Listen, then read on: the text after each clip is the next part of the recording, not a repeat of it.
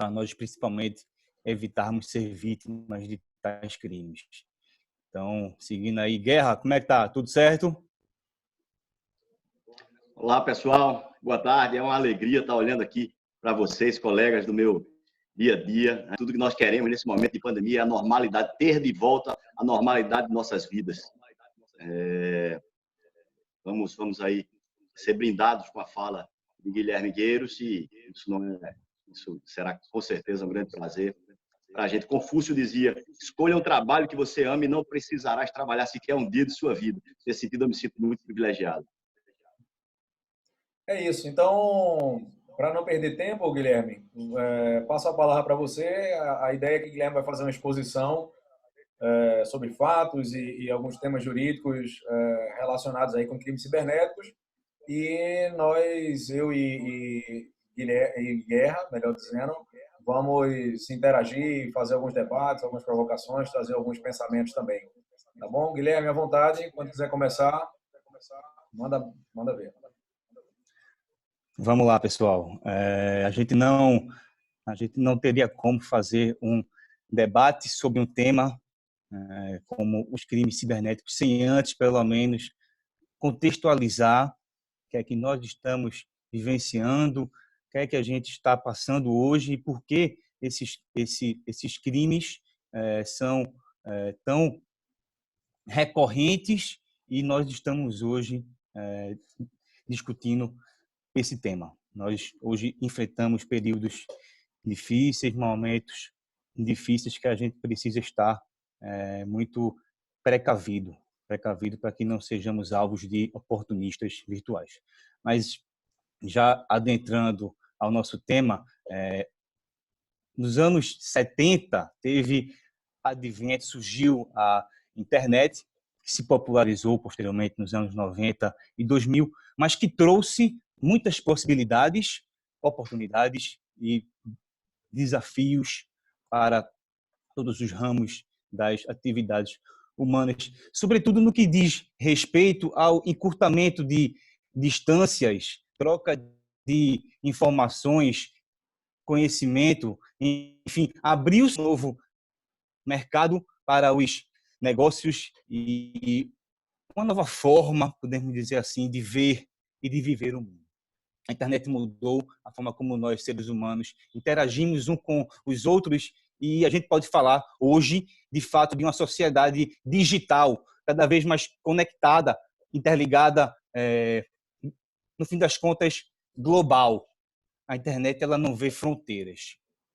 Hoje é praticamente impossível em um grande centro comercial, em um grande centro, em uma grande cidade urbana, pessoas físicas ou jurídicas que não tenham um computador, um tablet, um celular que auxilie nas relações interpessoais e nos afazeres cotidianos.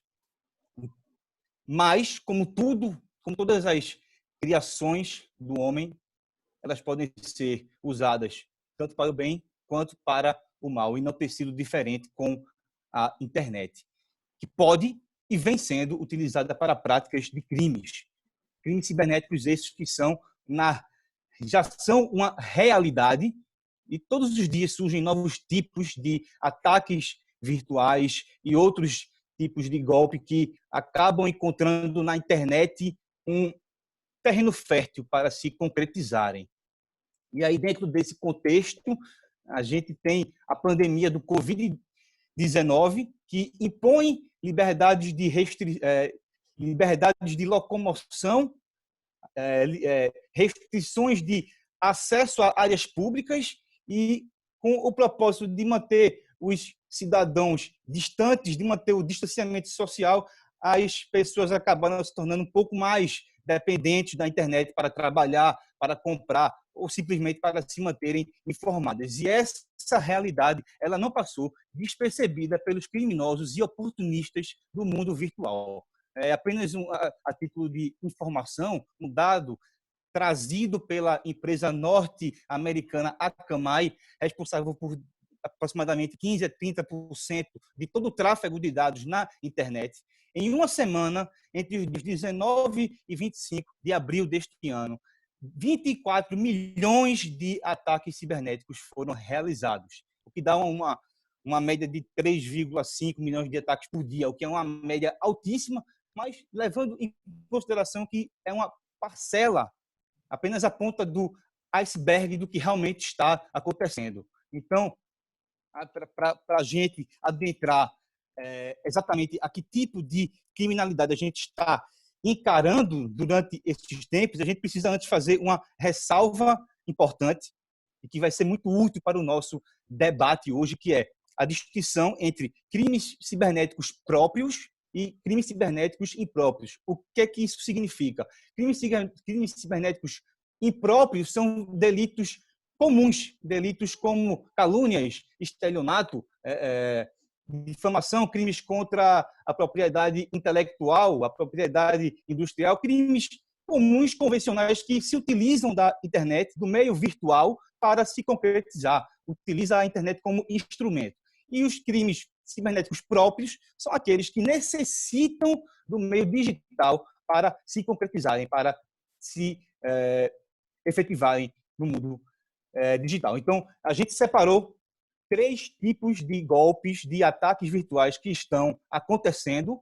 Neste momento, nós somos vítimas, nós estamos vulneráveis e são relevantes, e a gente, em cima deles, vai construir um debate aqui bastante rico e que a gente vai poder extrair pontos interessantes de prevenção, implicações para empresas, combate, enfim. Vamos lá. O primeiro tipo, e talvez o mais recorrente, comum de você encontrar na internet, é a tentativa de roubar dados, informações. A gente sabe que nos dias atuais, informação é um valor, é um bem. Então, a forma mais comum que esses criminosos usam, se valem para roubar dados, para furtar dados, é o que se chama de phishing. Phishing lembra, de fato, e remete ao termo phishing, pescaria, de pescar informações. Por quê? Porque o criminoso, ele tenta induzir a vítima a fornecer informações pessoais através de um embuste. É como jogar uma isca. Ele joga uma isca, o hacker se faz por uma pessoa confiável, uma empresa confiável, para fisgar informações da vítima, como nomes de usuário, senha, credenciais de sistemas de empresas, dados de cartão de crédito, bastante recorrente. E, coincidentemente, Belmar e Guerra, na terça-feira, nesta última terça-feira, agora eu recebi na minha caixa de e-mail particular um e-mail deste tipo. Eu gostaria de saber se vocês autorizam que eu mostre aqui para claro, amigo, como funciona e como é que, na prática, você vai receber um e-mail desse tipo. Claro. Vou pedir aqui licença para todos para compartilhar aqui a tela. Vamos lá. Share screen. Eu peço que, por gentileza, vocês me sinalizem se a minha tela for compartilhada. Começou a inicializar o compartilhamento. Ok. Começou, né? Ok, né? Vocês podem ver aqui que eu recebi um e-mail, supostamente da Amazon.com, no qual o remetente informa aqui, eu vou traduzir rapidamente, que em uma compra que eu fiz nesse site, os meus dados do meu cartão de crédito estariam inválidos ou teria algum problema no processamento daquela compra. Interessante que, de fato, na semana passada, eu fiz uma compra no Amazon. Então, de alguma forma, eles pegaram essa informação e me colocaram na lista de alvos para esse tipo de mensagem. E você vê aqui, aqui embaixo, que eles botam aqui. Atualize a sua forma de pagamento. Se eu clicar aqui, meus amigos e minhas amigas, eles vão me remeter para um site exatamente igual ao da Amazon.com, no qual eu vou botar as minhas informações, meus dados do meu cartão de crédito e pronto. A partir desse momento, eles têm os meus dados e eles podem fazer mau uso deles como eles quiserem. E como é que você sabe, Guilherme, que isso aqui é um ataque de phishing? Vejam, meus amigos, que apesar do remetente se identificar como Amazon.com, o e-mail totalmente diferente, caracteres aleatórios, domínio desconhecido, enfim, tem indícios claros aqui de que se trata realmente de uma fraude de phishing. Então, já voltando aqui para a tela, eu vou para o compartilhamento. Peço que vocês, por gentileza, sinalizem, voltando a minha imagem. Você parou o compartilhamento, sua imagem não voltou, mas pode seguir. Um momentinho só. Agora. Voltou agora? Perfeito. Então vamos lá. Vamos lá, Guerra, manda. Levando em conta aí, já para fomentar aqui o debate, levando em conta que o nosso modelo de direito penal foi construído a partir de matizes liberais, a partir da eleição de condutas típicas, né? Me parece, quando você explica o phishing, que isso consiste no envio, numa emissão de um e-mail, não é isso? O phishing é exatamente isso, ele consiste no envio de uma mensagem, de um e-mail, que simula um ambiente, na verdade, o ambiente é um ambiente falso, mas simula um ambiente verdadeiro para penetrar, para criar uma vulnerabilidade no seu sistema, para penetrar, para coletar dados. Mas até aí você enxerga alguma tipicidade, algum crime, ou isso ainda é crime meio? Perfeito. Guerra, vejam só, seria crime propriamente dito, nesse caso, se restasse claro que o objetivo da pessoa que mandou este e-mail fosse, de fato, obter os meus dados para obter alguma vantagem ilícita. Acontece que, como você bem pontuou, o phishing, ele, na maioria dos casos, ele vai ser um crime meio. Porque eu só vou saber que eu fui hackeado quando tiver alguma consequência, quando eu tiver algum prejuízo patrimonial, quando chegar alguma compra indevida na minha fatura do meu cartão de crédito, ou se por um acaso o hacker tentar entrar em contato comigo para me extorquir. Então, o momento que ele consegue as nossas informações, eu não vou naquele momento saber que eu estou sendo vítima de um crime. E, posteriormente, a depender do modo como ele use aqueles dados, sim, a gente pode ter um crime de estelionato, caso ele consiga com os meus dados, ele se passar por mim para enganar outros e fazer com que esses outros façam, por exemplo, depósitos na conta do hacker, enquanto ele se passa por mim. Acontece muito hoje em dia a questão da infiltração no WhatsApp, no qual as pessoas pedem dinheiro, depósitos. Então, se o hacker ele conseguir os meus dados e ele se passar por mim, ele pode cometer um crime de estelionato ou pode, por exemplo, fazer compras naquele meu cartão de crédito, e aquilo caracterizaria, no fim das contas, um furto mediante fraude. Então, existem, sim, delitos consequentes ao phishing, mais graves do que o phishing, mas o phishing em si só vai ser crime se comprovado que aqueles dados, no momento do roubo daqueles dados, eles foram furtados com a intenção de cometer algum crime, de obter alguma vantagem ilícita. E aí, já seguindo, Guerra, um tipo de investida cibernética muito semelhante a essa que eu mostrei para vocês agora, acontece quando, em vez do criminoso mandar um link para que eu vá a uma página falsa e entregue os meus dados, pensando ser um site confiável, ele pode, por exemplo, mandar um arquivo anexado. Naquele caso que eu mostrei, eles poderiam ter, fingindo ser a Amazon, informado que segue documento anexado, pelo qual o senhor pode acompanhar o rastreamento do seu pedido. E eu clicasse naquele link. Isso aí se chama malware. Malware são dispositivos maliciosos que instalam vulnerabilidades e que vão se usufruir do acesso à sua máquina para, por exemplo, e aí já é um tipo de crime que tem acontecido muito nessa época de pandemia, para instalar um dispositivo que criptografa todos os arquivos, informações e dados que encontrar naquele dispositivo informático. Então, no momento que eles... Manda, Guerra. Manda, eu queria só acrescentar uma informação nesse ponto que você falou agora aí já da criptografia dos dados, né, do ransomware, que uma pesquisa foi realizada que de 2017 para 2020 quadruplicaria a quantidade de sequestros de bancos de dados e que o foco desses sequestros estariam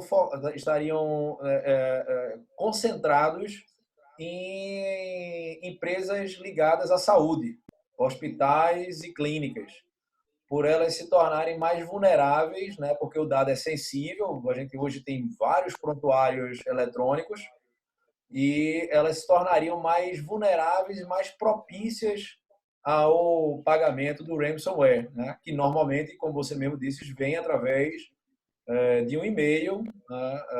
Para que a pessoa desavisadamente instale, né? A forma mais comum. Acho que, se eu não me engano, mais de 80% ou mais de 85% de todas as fraudes cometidas pela internet, ela vem por e-mail, né? Existem publicações especializadas que botam esse percentual em 95%.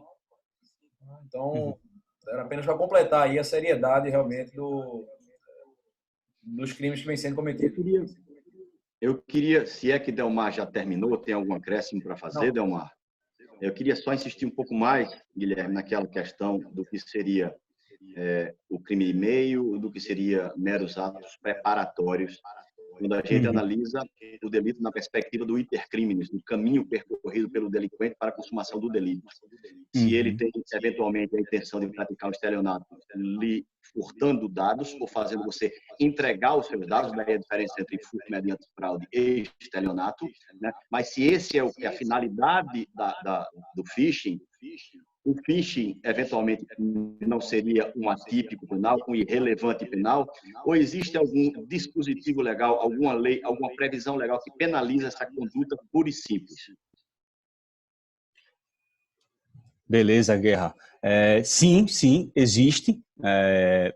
No ano de 2012, foi inserido ao Código Penal brasileiro, pela chamada Lei Carolina Dickmann, o crime de invasão de dispositivo informático. É um crime que, apesar de ter penas baixas e ter uma redação um pouco complexa ou demasiadamente longa, mas ele criminaliza, sim, o phishing, na medida em que houver uma violação de um mecanismo de segurança e que os dados estão sendo obtidos com um propósito ilícito, o fim de obter vantagem. Então, nesse caso do ransomware, na medida em que o remetente daquele e-mail envia um programa malicioso que vai se instalar na minha máquina furtivamente, burlando todos os meus mecanismos de segurança, para posteriormente criptografar e bloquear todos os meus arquivos, documentos, fotos, imagens, dados, tudo. Então, você pode ter aí, sim, 2 delitos concomitantemente sendo praticados. O delito de extorsão e o delito de invasão de dispositivo informático alheio. Guilherme, eu também acho interessante registrar que, salvo engano, é no parágrafo 3º até do 154A, que criminaliza a invasão do dispositivo, né, como você bem falou, com o intuito de controlá-lo remotamente e também com o intuito de obtenção de informações como espionagem industrial, né, para uso de informações comerciais. Então, há um parágrafo específico tratando disso. Como você disse, as penas não são tão elevadas, né? Elas poderiam ser mais duras, mas a legislação, pelo menos, tentou criar uma especificidade, né, um tipo específico para essas invasões, inclusive quando elas são não para roubar os dados em si para depois ser usado, né, como um meio, mas quando os dados roubados podem caracterizar espionagem industrial, pode ser instalação de um software, de um malware, né, para controle e situações como essa. Me parece também, Beleza. Guilherme, se é que você me permite fazer uma contribuição aqui, uma pequena contribuição, Claro, Guerra. me parece também que mesmo antes da lei Carolina Dickmann já era possível encaixar esse tipo de conduta como um delito de informático, delito cibernético impróprio. Porque, lendo aqui a delimitação de conduta do crime de extorsão, nós vemos que o crime do 158 consiste em constranger alguém mediante violência ou grave ameaça com o intuito de obter para si ou para outrem indevida vantagem econômica a fazer, tolerar que se faça ou deixar de fazer alguma coisa. Me parece que não existia nenhum problema de subsunção em encaixar uma conduta como essa que você está descrevendo, né, o sequestro de dados, no artigo 158. Melhor agora, nós temos um artigo específico, que é o 154A, inserido pela Lei Carolina Dickmann. Mas me parece que, mesmo antes da Lei Carolina Dickmann, isso não era atípico, não é? Perfeito. Exatamente, Guerra. Exatamente. E um ponto bem importante para a gente destacar sobre o ransomware, o sequestro virtual, é que não tem garantia para as vítimas de que, no caso de elas fazerem o que o hacker quer, que é, no caso, pagar o resgate, não há garantia nenhuma que elas vão ter os dados devolvidos. Na verdade, na maioria dos casos, os dados não são devolvidos, pagando ou não o resgate exigido pelo criminoso virtual. E interessante também a gente pontuar que uma investida cibernética desta envergadura, se não for adequadamente tratado, pode trazer prejuízos imensuráveis para a reputação de uma organização, pode ocasionar perdas de receitas, prejuízos operacionais, além da interrupção dos serviços, enfim, até mesmo sanções administrativas decorrentes do vazamento daquele dados, por exemplo, do banco de dados de clientes daquela empresa especificamente.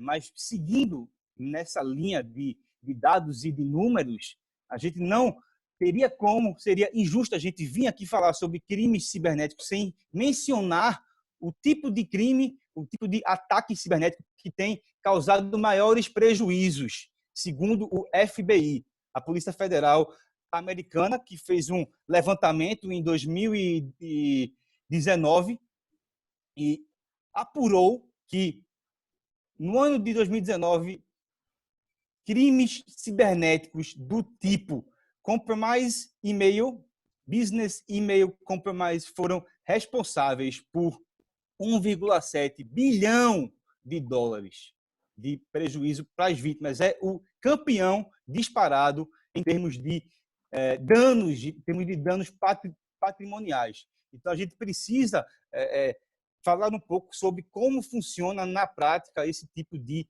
investida. Business Email Compromise, a gente pode traduzir para comprometimento de e-mail corporativo, e-mail de negócios. Bem, uma empresa, ela tem fornecedores, ela tem empresas para a qual ela contrata serviços, ela adquire produtos. Os criminosos do mundo virtual, eles se aproveitam disso para, passando-se por um desses fornecedores ou por um desses prestadores de serviços, enganá-la. Por exemplo, eu posso receber um e-mail do meu fornecedor informando que a conta de depósito daqueles valores que são pagos mensalmente a título de prestação de serviços advocatícios, digamos, eles podem muito bem informar uma nova conta, eles vão forjar um e-mail para fazer crer que, de fato, aquela pessoa que está enviando seria uma empresa confiável, aquela que de fato presta serviços. E eles fazem isso de uma forma muito, às vezes, rústica, mas às vezes complexa e até difícil de você impedir. Uma um tipo mais sofisticado deste golpe acontece quando os criminosos conseguem invadir uma rede local daquela empresa, infectando todas aquelas máquinas e, a partir disso, por exemplo, chegar no e-mail corporativo do, digamos, sócio, do dirigente daquela instituição e dar ordens ao setor financeiro para, por exemplo, fazer um depósito naquela conta apontada por eles. Então, é um tipo de golpe que tem algumas diferentes facetas, mas, no fim das contas, você vai ter uma pessoa se passando por outra para obter vantagem. Acontece, inclusive, de empresas serem registradas com o nome de outras empresas com razão social semelhante para confundir, justamente para conseguir enganar, ludibriar. Eu acho que é importante, Guilherme, a grande diferença, né, como você colocou aí, do phishing, né, para o Business Email Compromise, é que há uma invasão à rede da empresa e na forma mais sofisticada, né, há uma invasão da rede da empresa e o e-mail virá, por exemplo, sim da Amazon. Né? Será um e-mail da Amazon pedindo para você, ao invés de fazer aquele pagamento via cartão, sei lá, faça o depósito na conta bancária X. Então, todas as verificações que você faria usualmente, você continuará fazendo e vai cair, ou possivelmente vai cair no golpe. Né? Isso pode gerar um prejuízo enorme para as empresas. Um dado também econômico da publicação CSO, que é uma publicação americana especializada do grupo de comunicações IDG, eles colocam que hoje no mundo 17 mil dólares é perdido por minuto na internet com fraudes. Então, e essas, como o Business Email Compromise, são as mais difíceis, né, de detectar e faz com que haja uma movimentação muito grande aí de recursos por criminosos. Perfeito. Guerra, tem alguma observação a fazer ou posso seguir aqui? Eu vejo, Guilherme, que eu gostaria de fazer duas observações. A primeira delas é que, a par do estelionato cibernético, por definição, ser cometido por meio da internet, ele tem ele tem exatamente as mesmas elementares do 171 tradicional, clássico. E entre todos os requisitos, tem um que não está na lei, que é o charme. Os tipos equiparados ali do parágrafo 2º do 171, defraudação de penhor, emissão de cheques sem provisão de fundos, ali não.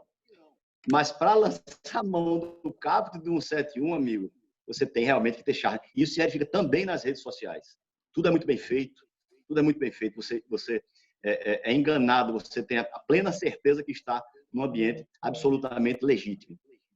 E isso é da própria essência do estelionato do artigo 171 do Código Penal. O problema que eu verifico é o problema de a legislação acompanhar, né? Porque tudo isso, esse movimento de evolução e de sofisticação dos delitos cibernéticos, tudo isso acontece de maneira muito rápida. E, obviamente, nós vivemos num país onde nós temos um processo legislativo, um processo democrático, um processo constitucionalmente desenhado e instituído. Quanto mais quando se fala de direito penal, que nós precisamos de lei anterior, lei certa, lei prévia, lei escrita, né? O processo legislativo é mais complexo ainda, precisa ser pensado. Afinal de contas, o direito penal ele é fragmentário, ele lida com o bem de maior valor humano, que é a liberdade. A legislação me parece que não consegue acompanhar isso. Não sei se é natural, até natural, não se pode esperar que a nossa legislação evolua na mesma cadência que a sofisticação dos crimes cibernéticos evolui.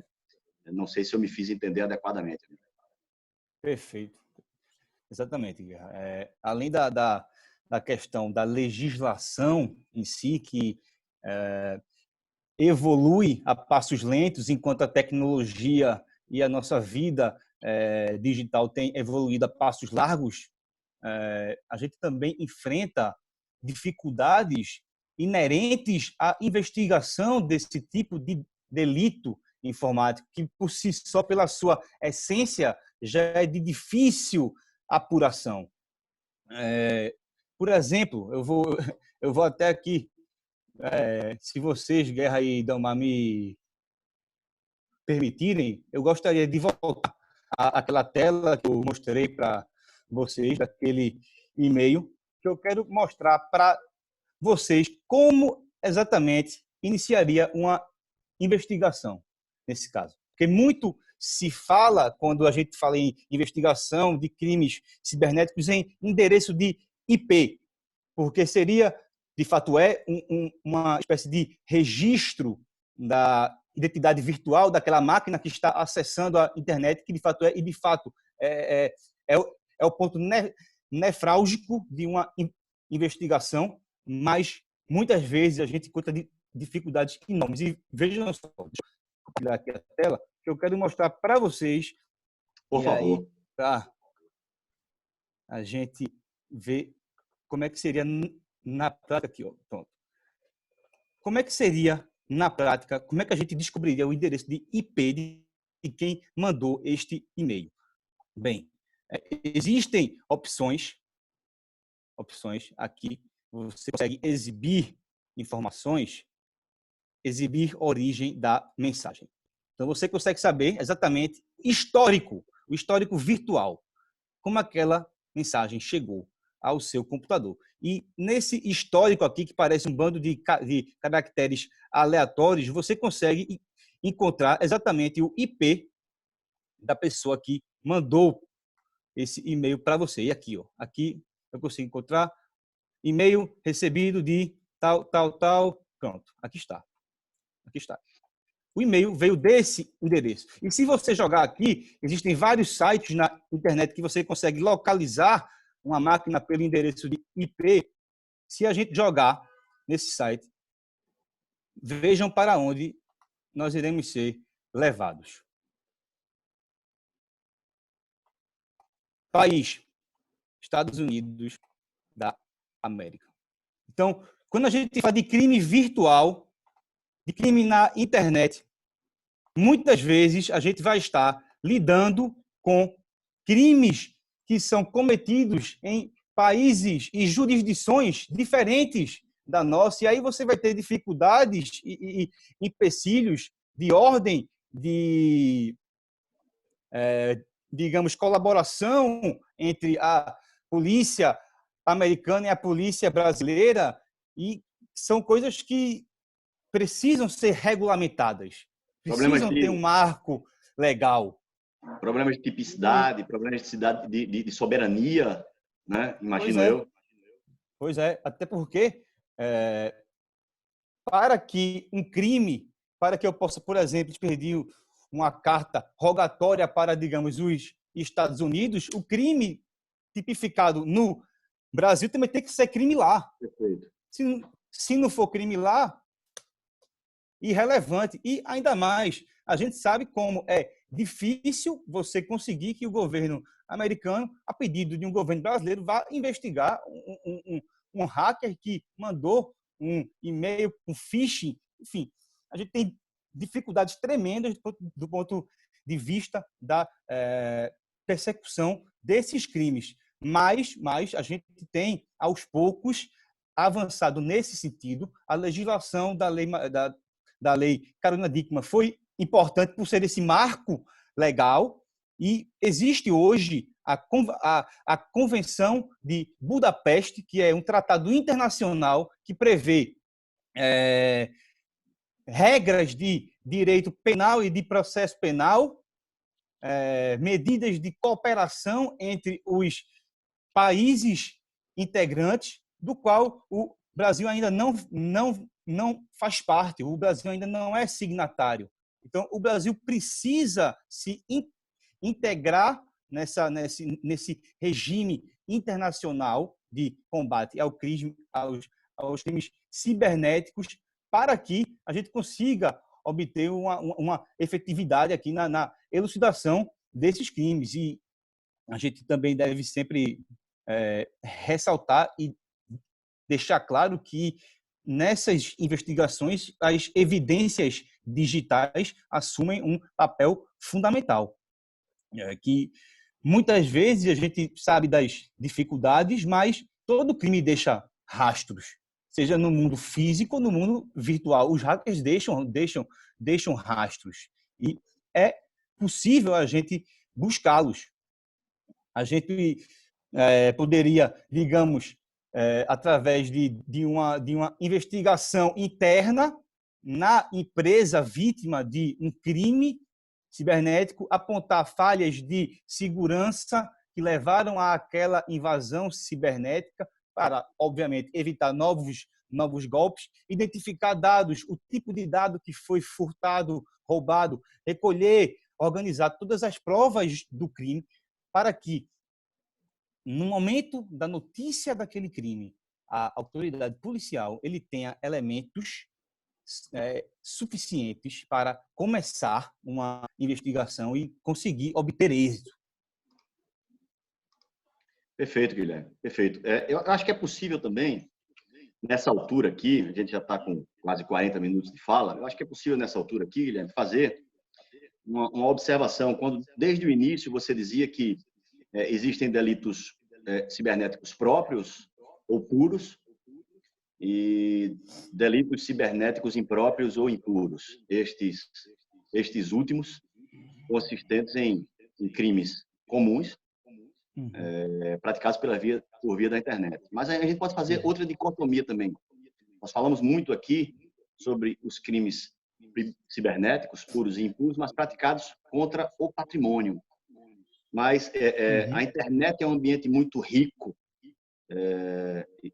a viabilizar o cometimento de crimes contra a pessoa também. Penso eu, e não trago nenhuma estatística aqui, mas penso eu apenas intuitivamente, que a grande maioria hoje dos crimes contra nós são praticados, a grande maioria é praticada pelas vias digitais. Calúnia, difamação, injúria, isso é o que a gente mais testemunha no dia a dia de WhatsApp, de redes sociais, de Facebook. Mas há precedentes que reconhecem até mesmo a possibilidade de estupro virtual. Há um precedente do TJ Piauí que reconheceu, inclusive validou uma prisão preventiva num caso de estupro virtual. A doutrina também se manifesta sobre isso. A grande maioria da doutrina já começa a tomar posição no sentido de que é possível. Na realidade, é uma nova realidade. Veja só aqui o que diz o tribunal, no sentido de que não é necessário contato físico entre o agente e a vítima para efeito de reconhecimento do delito de estupro, quando a conduta do agente for dirigida no sentido de fazer com que a própria vítima pratique o ato criminoso. Que me parece absolutamente adequado, principalmente quando a gente analisa esse julgado do TJ Piauí à luz da autoria imediata, do conceito de autoria imediata e de autoria mediata. Então, eu devo absolutamente concordar com essa. Não se trata de construir tipos penais à base de jurisprudência, isso seria repugnante. Mas se trata de adequar o tipo, né, a um novo meio de cometimento, né? E quem é que está dizendo isso? Quem é que está dizendo isso? Luiz Guerra e Rogério Greco, para a tranquilidade dos senhores. Só pegando um pouco aí do que você falou, e até para a título de esclarecimento, você falou dos crimes contra a honra, né? Que eles também são crimes muito praticados hoje pela web, que atingem muitas pessoas naturais, mas que poderiam também ser cometidos contra pessoas jurídicas. Ou a gente costuma ver a possibilidade de crimes contra a honra objetiva da pessoa jurídica. Perfeito. E que não devem deixar de ser tratados com seriedade e também perseguidos, né? Assim, que as empresas elas saibam que elas podem sim buscar condenação de pessoas que estejam, né, ofendendo a honra objetiva da empresa e buscar reparação também por isso. Perfeito, Damar. Uma das matérias que suscita maiores indagações, no âmbito do direito penal, é justamente a análise do bem jurídico protegido pela norma.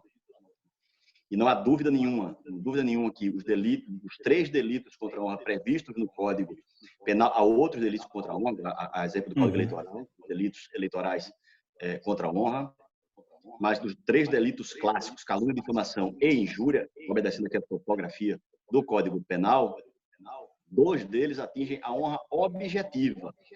Obviamente, honra objetiva é conceito, reputação.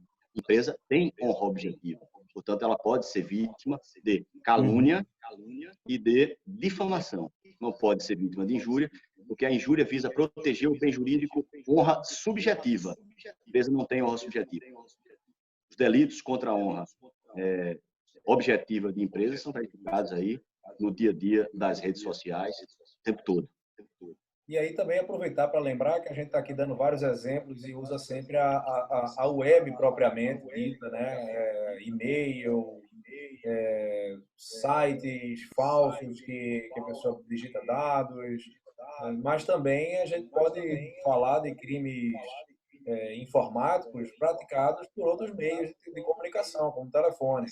Né? Até recentemente circulou muito aqui em Pernambuco, nos grupos do WhatsApp, né? um vídeo gravado pelo delegado titular da Delegacia de Crimes Cibernéticos da Polícia Civil, né? Que é Eronides Menezes, em que ele alerta de um golpe que estava sendo praticado nesse momento de pandemia, utilizando-se uma gravação do Ministério da Saúde para fazer acompanhamento de alguns acometidos, e os bandidos gravaram essa gravação, né, perdão das palavras, gravaram, né, e aí ligam para as pessoas, bota a gravação para tocar. Quando termina a gravação, ele entra ao vivo na linha e pede o código lá para poder conseguir clonar o WhatsApp daquela pessoa. E depois que ele clonou o WhatsApp, aí ele praticou realmente um crime cibernético, né? Porque aí ele está invadindo aí o dispositivo, né, para controlá-lo, e vai ter acesso a uma série de informações, seja de natureza privada, seja de natureza financeira. Né? Então, não é só o e-mail a única forma de você ser usando aí a analogia com o phishing, né? Mas também outras ferramentas de engenharia social através dos meios de comunicação. Então, só para lembrar aí. Quanta criatividade e quanto charme, afinal. Pois é. Gente, a gente já vai com aproximadamente 50 minutos aqui de bate-papo, de debate. E eu sugiro que a gente até continue, mas eu ia já dar oportunidade a quem estiver nos assistindo, que lá embaixo, na barra de ferramenta, tem 2 balões, né, com as letras Q e A, né, o Q&A. E se alguém tiver alguma pergunta que queira fazer, ou algum tema que queira que a gente aborde aqui, pode lançar lá, que a gente vai vendo e vai tratando aqui de alguns temas.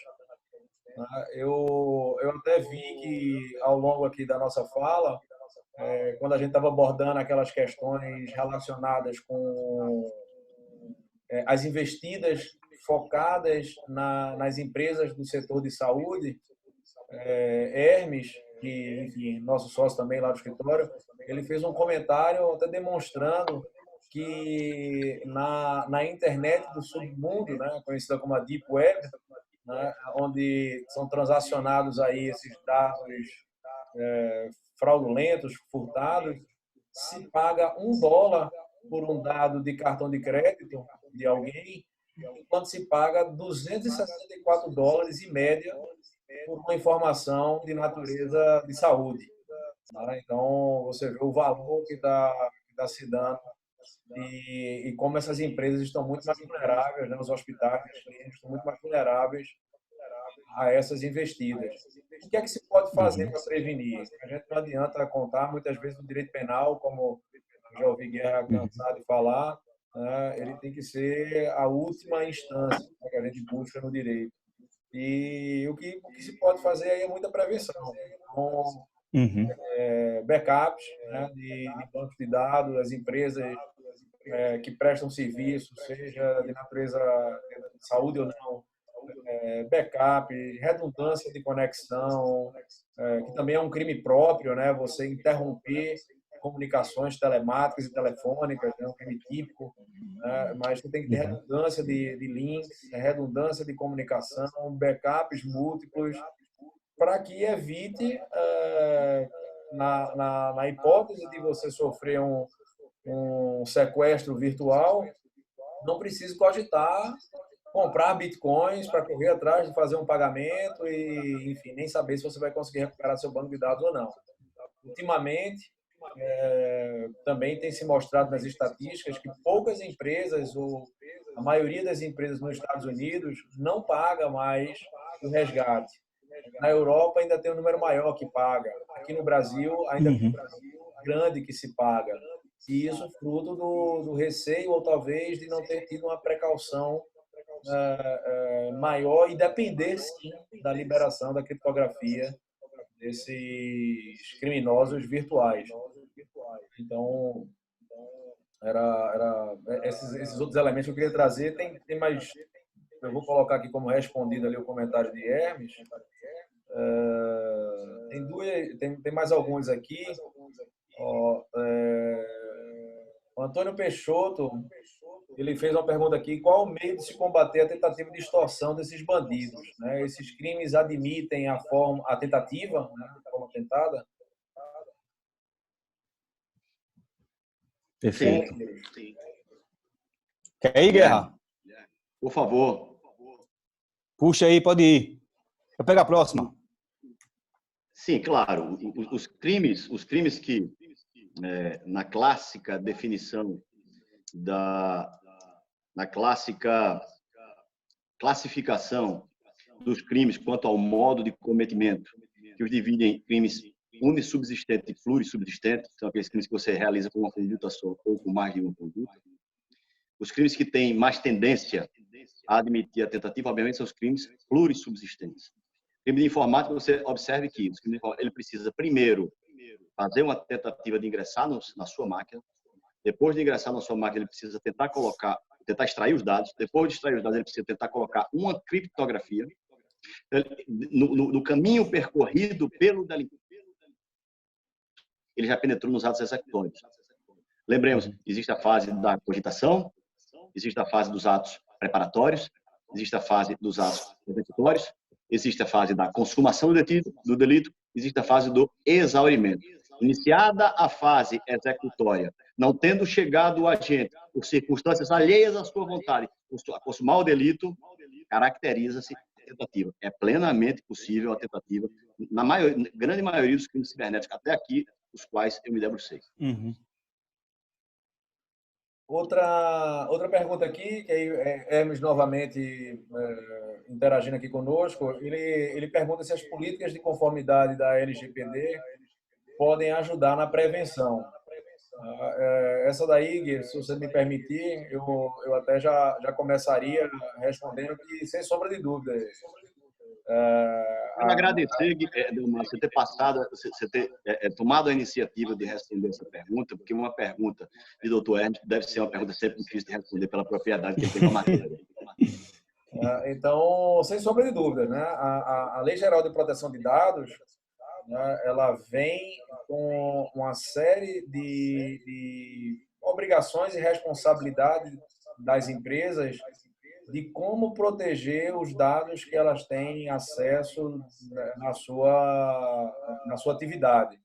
Tá? E ela vai obrigar, ou ela vai fazer com que as empresas passem a ter uma maior rastreabilidade dos dados, um maior controle de por que esses dados estão lá armazenados e para que eles são utilizados.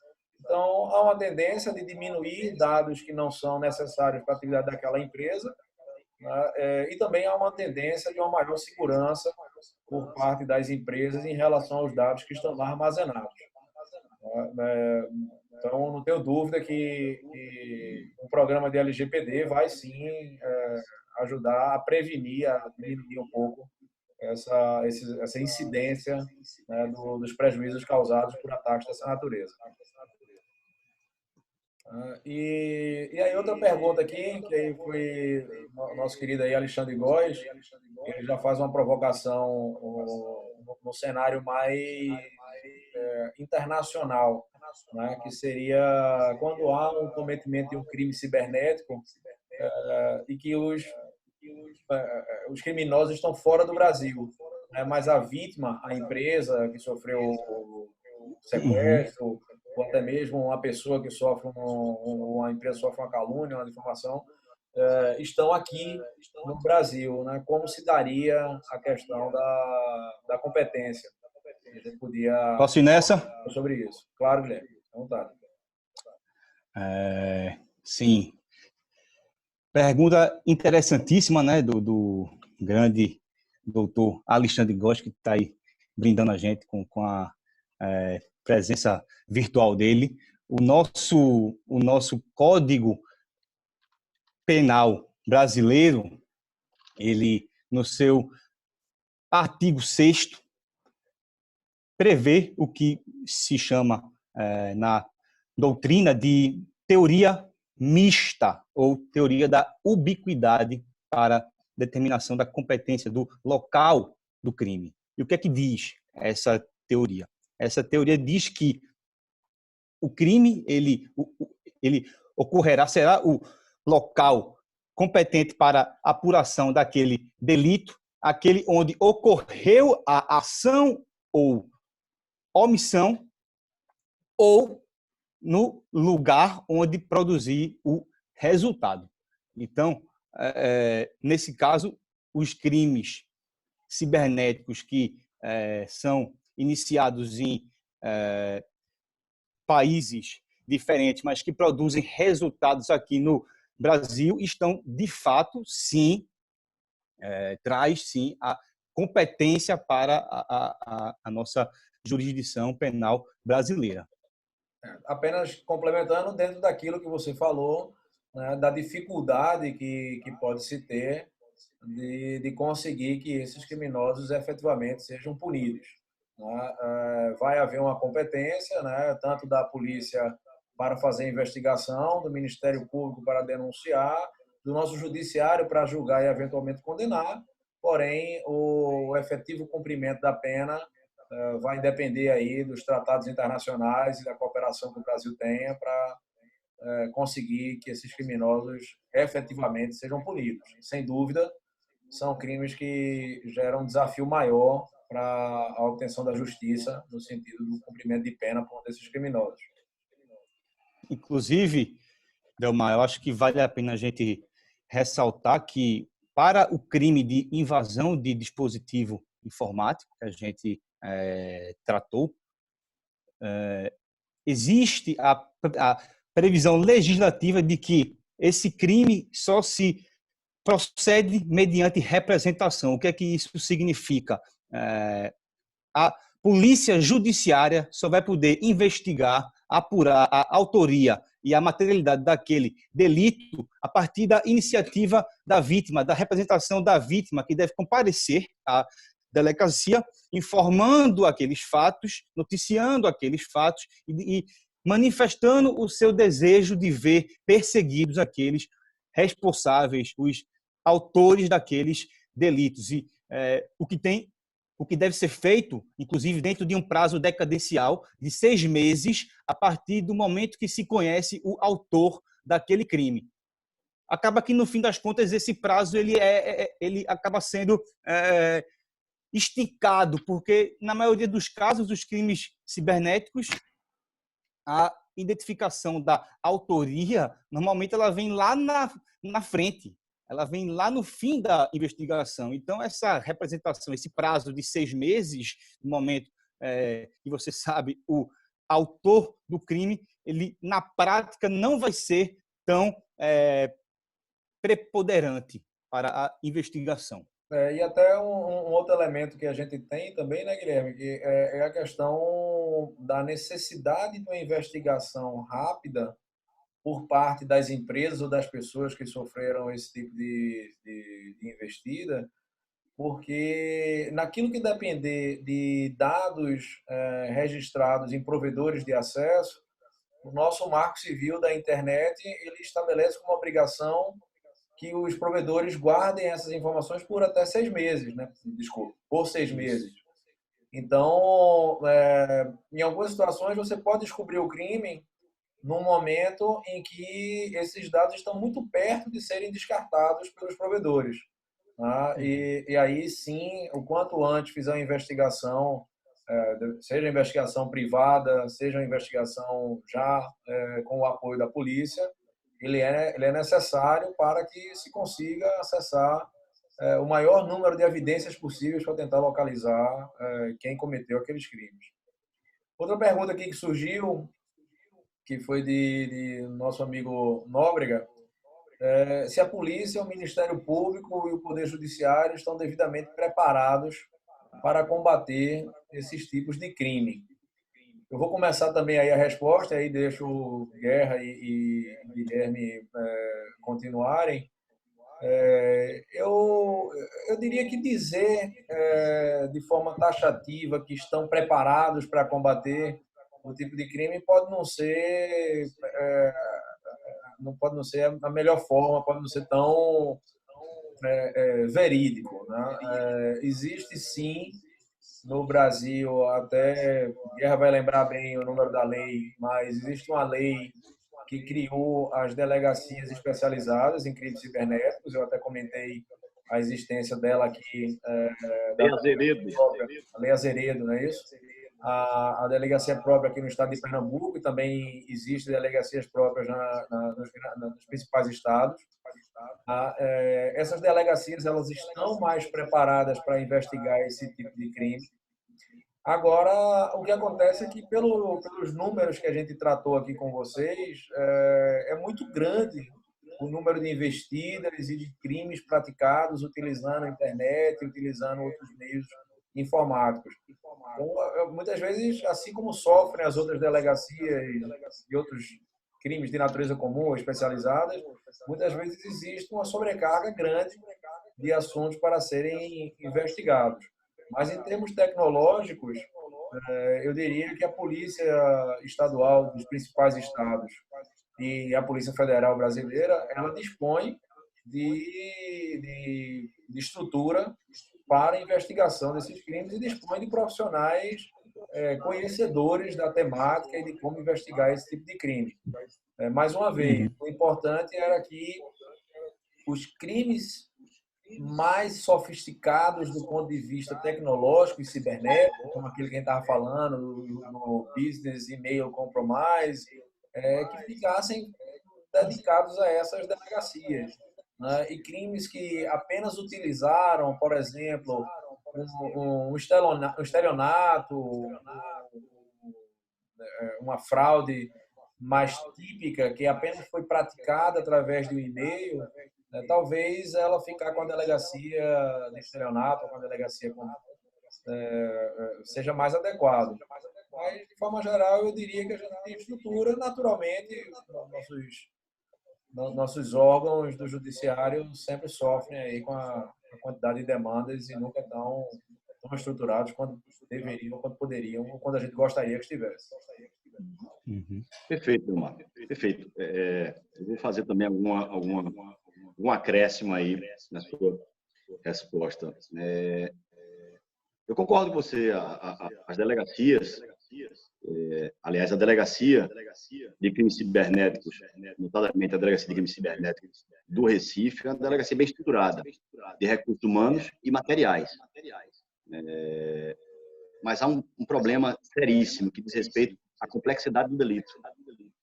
Talvez o mundo não esteja preparado para lidar com a quantidade e com o nível de sofisticação. Quando a gente fala em provar um crime, comprovar um delito, a gente pensa em 3 coisas: a prova da conduta, a prova do resultado, e aí vem materialidade, e a prova do nexo de causalidade entre a conduta e o resultado danoso.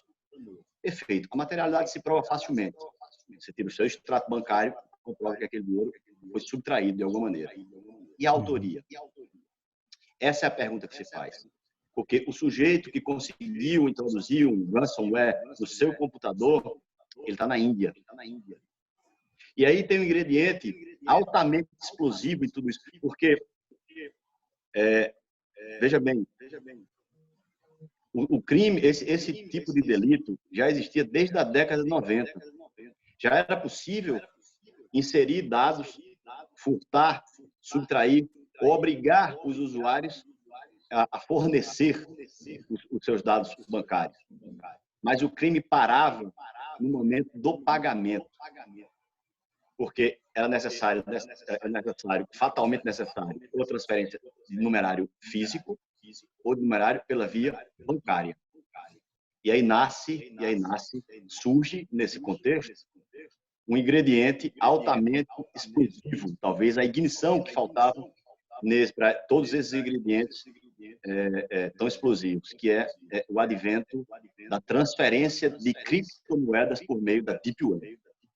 Isso potencializou os crimes cibernéticos, isso elevou os crimes cibernéticos à potência 1000. E o Covid piorou ainda mais a situação na medida em que as pessoas ficaram mais dependentes das relações comerciais e contratuais a partir do ambiente virtual.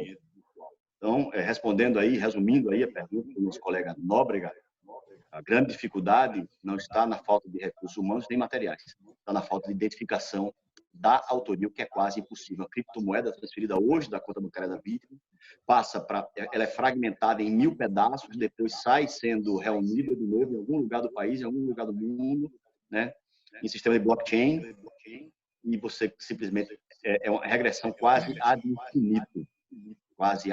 Você simplesmente não consegue. A autoridade policial tem que ter uma hora que ele para e eu de fato não consigo identificar a autoria. Sem autoria, sem identificação da autoria, ninguém será punido. Vou colocar aqui a prova para Guilherme. Perdão, Guilherme, você quer fazer algum comentário? Não, só para a gente ver em números como a gente está municiado em termos de delegacias especializadas em crimes cibernéticos, a citada lei Azeredo, que é a lei 12.735 de 2012, ou seja, ela tem 8 anos, e que determinou a instalação de delegacias especializadas ao combate dos crimes cibernéticos no país. Atualmente, 8 anos depois da sua entrada em vigor, a gente tem dos 26 estados, 14 estados da federação, mais o Distrito Federal, que possuem, de fato, delegacias especializadas para investigação desse tipo de crime, como Pernambuco, São Paulo, Rio Grande do Sul, Bahia, enfim, dentre outros. E no âmbito da Polícia Federal, existem, sim, grupos e superintendências de repressão aos crimes cibernéticos. Então, de fato, como Guerra e você pontuaram bem, a gente tem recursos humanos, mas a essência do crime cibernético e a dimensão que hoje ele assumiu dentro do contexto da pandemia, a gente enfrenta dificuldades de ordem um pouco maiores. Então, a gente precisaria, sim, de maiores investimentos em tecnologia, investimentos em infraestrutura e, no meu ponto de vista, de cooperação internacional para que houvesse efetividade nessas investigações. Perfeito, pessoal. Temos aqui mais 2 perguntas, e aí, como nós já vamos aí em aproximadamente 1 hora, né, eu vou fazer essas 2 perguntas e, se não acredito que não teremos mais, a gente faz um encerramento. Guilherme, nosso amigo Dr. Peixoto perguntou aqui novamente, e a pergunta dele agora é se os processos devem ser precedidos de alguma denúncia junto às autoridades policiais judiciárias ou se não dependeria de provocação. Excelente questionamento, doutor Antônio Peixoto. Sim, de fato, mas como a gente já disse anteriormente, existe um crime dentre os crimes cibernéticos que a gente mencionou, que é o crime de invasão de dispositivo informático, que depende da representação da vítima.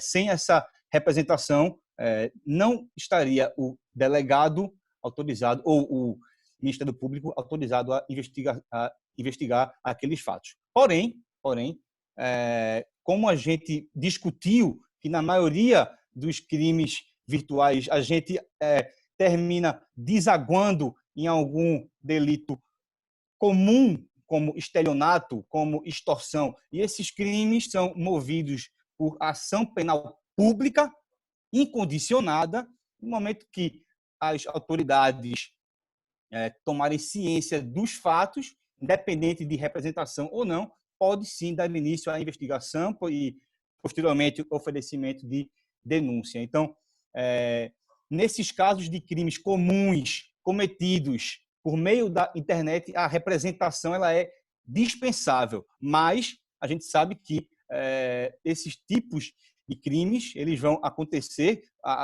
contra o meu dispositivo, contra a rede de computadores da minha empresa, e a gente vai precisar levar aquele fato ao conhecimento das autoridades públicas. Então, na maioria dos casos de fato, a gente vai precisar fazer um BO ou uma notícia-crime, que pode ser, inclusive, precedida de uma investigação interna para ver eventuais falhas e como exatamente aquela fraude, aquele golpe aconteceu. Perfeito. E só para finalizar, uma pergunta aqui de Bruno Regis, também colega nosso. Ele coloca aqui: no caso de monitoramento de aparelhos celulares para fim de controle do percentual de adesão ao isolamento social, em se utilizando o compartilhamento de dados pessoais, é possível, em tese, se responsabilizar o Estado em sentido amplo ou o agente público em alguma espécie de crime? Estou imaginando que ele está dizendo que o agente público teve acesso a esses dados e aí compartilhou ou, enfim, vendeu ou fez algum mau uso desses dados e não foi utilizado para efeito do monitoramento. Para fim, se tratando de pagamento de dados. Confesso que eu não entendi muito bem a pergunta, mas talvez se ele está mencionando o uso indevido do sistema, é isso que o colega Bruno está querendo dizer, é um crime próprio do uso indevido do sistema. Ou se ele invadiu o sistema com o dolo anterior de fazer uso indevido, ele estaria encaixado no 154A. Depois a gente... Mas desde o momento em que ele invadiu o dispositivo telemático, ele já tinha o dolo de se apropriar desses dados para uso indevido, para a obtenção de vantagem ilícita. A pergunta é complexa, claro. Não, perfeito. Em outra oportunidade a gente entende. Será um prazer discutir isso aí posteriormente com você, meu amigo Bruno. E esclarece melhor com ele. Bom, gente, eu ia aproveitar agora para fazer aqui o encerramento. Né? Vamos aí com um pouco mais de 1 hora. Mais uma vez agradecer a Guilherme e a Guerra por ter topado aí que a gente montasse esse painel hoje. Agradecer a todo mundo que nesse final de tarde, agora já início de noite, ficou aqui conosco, ouvindo um pouquinho sobre o tema e participando de alguma forma aí desse debate, das ideias que estávamos aqui trocando. E, enfim, dizer que esse é o primeiro, nós faremos outros, vamos buscar aí temas que a gente acha que são relevantes e que são interessantes. Espero que tenham gostado, espero que divulguem aí para outras pessoas também participarem do debate e estarem aqui conosco. Guerra e Guilherme, se vocês quiserem falar alguma coisa, fiquem à vontade e vamos encerrar logo em seguida. Perfeito. Primeiramente, claro, agradecer pela oportunidade de estar aqui participando desse webinar que trata de um tema que, pelo menos particularmente, é do meu grande interesse e eu falo aqui, eu poderia ficar 2 horas, 3 horas aqui, não sei se vocês aguentariam, mas se fosse por mim, eu estaria aqui durante mais 2, 3 horas falando sobre isso. E já me despedindo, eu só queria dar algumas dicas rápidas de segurança para que vocês possam tentar mitigar os riscos no ambiente virtual. Por exemplo, mudar sempre a senha, tentar sempre botar senhas com caracteres maiúsculos, minúsculos, caracteres especiais. Isso tudo dificulta o trabalho dos hackers na hora de invadir os seus dados. É bom também, é recomendável que você tenha senhas diferentes para serviços eletrônicos diferentes, como e-mail, redes sociais, para, no caso de um deles ser roubado, furtado, você não comprometa os outros serviços que você usa. Recomenda-se também, é muito importante ter instalado e atualizado um programa de antivírus eficiente para combater os tipos de spam, de phishing que já são mais identificáveis e conhecidos por profissionais dessa área. Não abram anexos de e-mail que vocês desconhecem a procedência, o que vocês não esperavam. Tomem cuidado redobrado, desculpem, com mensagens relacionadas ao vírus do Covid-19, que tem muita gente se aproveitando de informações desse tema para, por exemplo, fazer phishing. A gente escutou, inclusive, de vários e-mails e aplicativos, mensagens que usam o auxílio emergencial do governo federal para invadir dispositivos, para obter dados. Então, são essas algumas dicas básicas e encerro aí. Agradeço a todos. Perfeito. Obrigado, Gueiros. Obrigado, Delmar. Foi excelente esse bate-papo aqui. Estamos aqui nos adaptando a essa nova vida, esse novo estilo de dialogar com as pessoas. Espero que tenha funcionado bem. Logicamente, tenho certeza que não foi perfeito, mas, como diria o comunicador Fausto Silva, obrigado a todos pela audiência e principalmente pela paciência. Obrigado, pessoal. Uma boa noite aí a todos. Boa noite, pessoal.